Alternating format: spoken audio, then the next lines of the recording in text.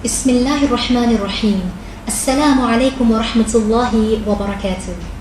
My name is Rayhaanah Omar and welcome to Jewels of the Heart, a Nadi Annissa Ramadan series where we address challenges and issues that you may have about this month.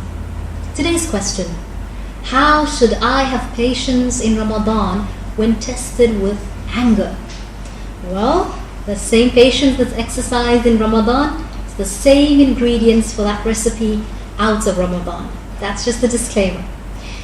But really the gift of Ramadan and the spiritual benefit of fasting, of siyam, is a training ground and a training program, not only for our physical bodies, but for our minds, for our hearts, for our souls, to be cleansed and detoxed of all the negative emotions, the negative attachments that do not serve us well as the servants of Allah subhanahu wa ta'ala.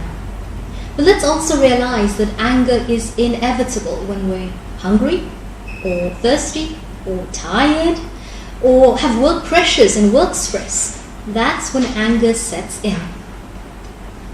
But Ramadan is a time for you to tune in with yourself and to look at all the qualities, your strengths and your weaknesses, and realize where change needs to take place. So if you realize that anger is an issue, Alhamdulillah, let's take the next step forward.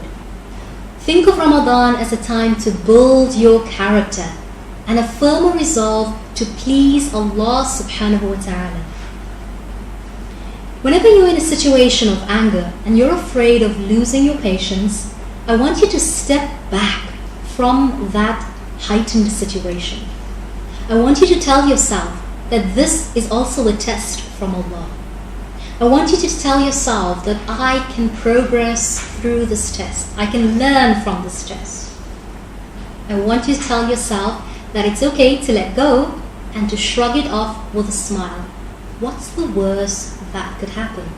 How can the anger, the fire from shaitan, serve you? So the first course of action you need to take is seeking protection from Allah. Ever wondered why we say that? A'udhu billahi minash shaitanir rajim. Or we encourage to recite salawat or dhikr of Allah subhanahu wa ta'ala. It's because remembering Allah helps us to cool down.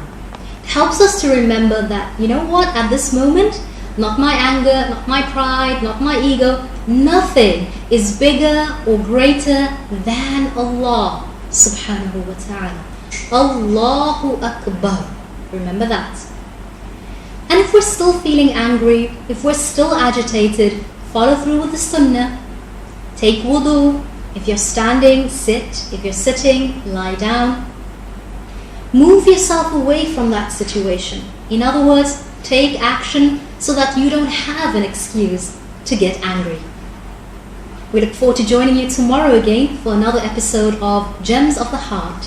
Assalamu alaikum wa rahmatullahi wa barakatuh.